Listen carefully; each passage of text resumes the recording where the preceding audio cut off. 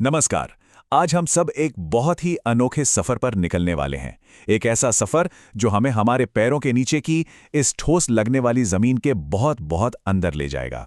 हम उस दुनिया को समझने की कोशिश करेंगे जो लगातार बदल रही है, हिल रही है और खुद को एक नया आकार दे रही है।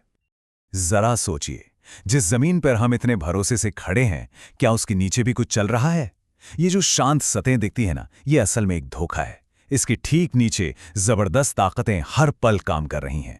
ऐसी ताकतें जो ऊंचे ऊंचे पहाड़ बना सकती हैं और पूरे के पूरे महाद्वीप को अपनी जगह से हिला सकती हैं। बिल्कुल, हमारी पृथ्वी की सतह बिल्कुल भी शांत नहीं है। असल में ये एक बेचैन, हमेशा हिलती डुलती जगह है। कुछ बदलाव तो इतने धीमे होते हैं कि उन्हें पूरा होने में लाखों साल लग जाते हैं, और कुछ इतने अचानक और जोरदार होते हैं कि पलक झपकते ही सब कुछ बदल जाता है। तो चलिए शुरू करते हैं अपना सफर।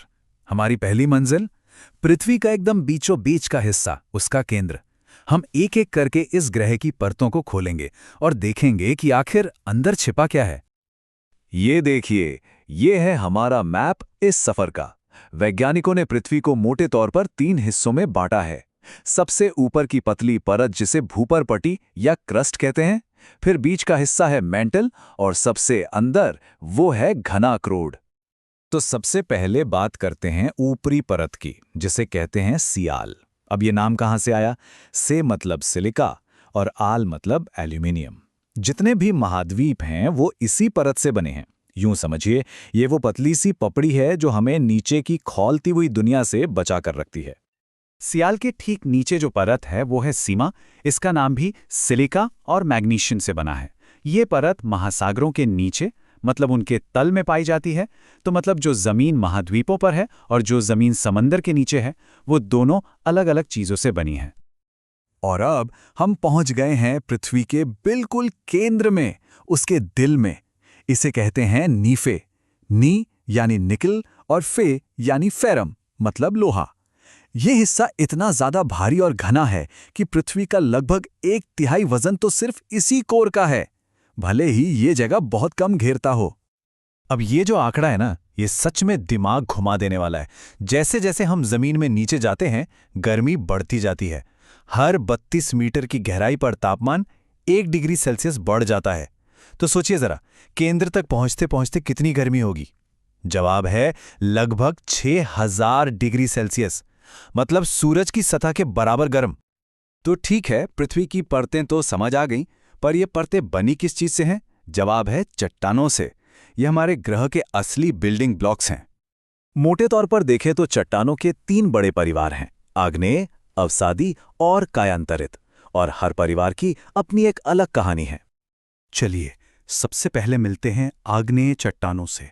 इन्हें प्राइमरी रॉक्स भी कहते हैं क्योंकि ये सबसे पहले बनती हैं। इनका जन्म होता है आग से। जब धरती के अंदर का पिघला हुआ, खौलता हुआ मैग्मा ठंडा होकर जम जाता है, तब ये बनती हैं। और यहां देखिए, ये तस्वीर सब कुछ साफ कर देती है। जब मैग्मा जमीन के अंदर ही धीरे धीरे ठंडा होता है तो ग्रेनाइट बनता है, लेकिन जब यही मैग्मा ज्वालामुखी से लावा बनकर बाहर निकलता है और हवा में तेजी से ठंडा हो जाता है तो बेसाल्ट बनता है। सारा खेल ठंडा होने की रफ्तार का है। धीरे धीरे मतलब बड़े क्रिस्टल और तेजी से मतलब छोटे छोटे क्रिस्टल। अगला परिवार है अवसादी चट्टानों का। इनकी कहानी में हीरो है वक्त। लाखों सालों तक जब हवा और पानी, कंकड़, रेत, मिट्टी, यहां तक कि मरे हुए जानवरों और पौधों के हिस्से, इन सबको एक जगह पर जमा करते रहते हैं, परत दर परत। तो ऊपर की परतों के दबाव से ये नीचे की परतें चट्टान बन जाती हैं। जैसा यहां दिख रहा है, ये परतें एक के ऊपर एक सैंडविच की तरह जमती हैं। इसीलिए इन्हें परतदार चट्टानें भी कहते हैं। बलुआ पत्थर, चूना पत्थर और कोयला, ये सब इसी तरह बनते हैं। और एक और मजेदार बात, क्योंकि ये बहुत ज्यादा गर्मी या हिंसा से नहीं बनती, इसलिए इनमें पुराने जमाने के पौधों और जानवरों के अवशेष यानी जीवाश्म भी मिल जाते हैं। और अब आते हैं तीसरे और आखिरी परिवार पर, कायांतरिक चट्टानें। कायांतरित का मतलब ही होता है रूप बदल लेना।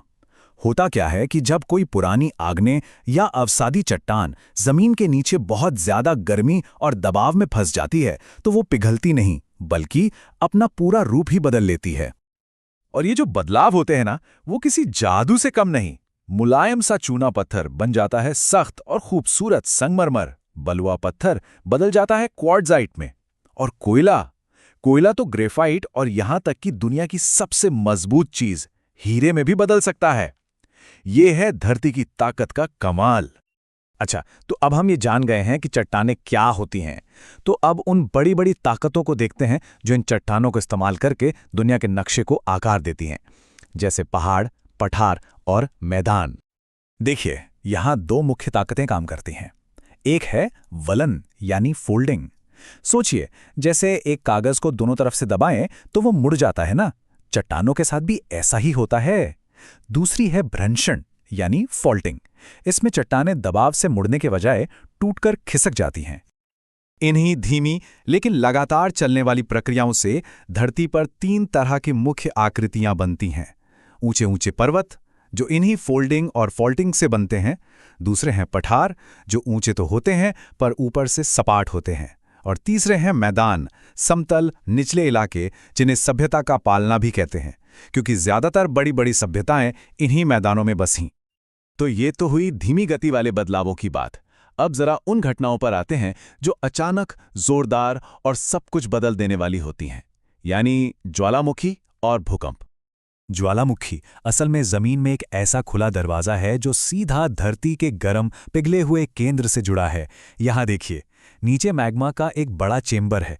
जब दबाव बढ़ता है तो ये मैग्मा एक पाइप के जरिए ऊपर आता है और क्रेटर यानी मुंह से बाहर फट पड़ता है और फिर राख, गैस और लावा मीलों तक फैल जाता है। हाँ, पर सारे ज्वालामुखी एक जैसे नहीं होते। कुछ होते हैं सक्रिय, जो लगभग लगातार फटते रहते हैं, जैसे इटली का इटना। कुछ होते हैं प्रसुप्त, मतलब सोए हुए।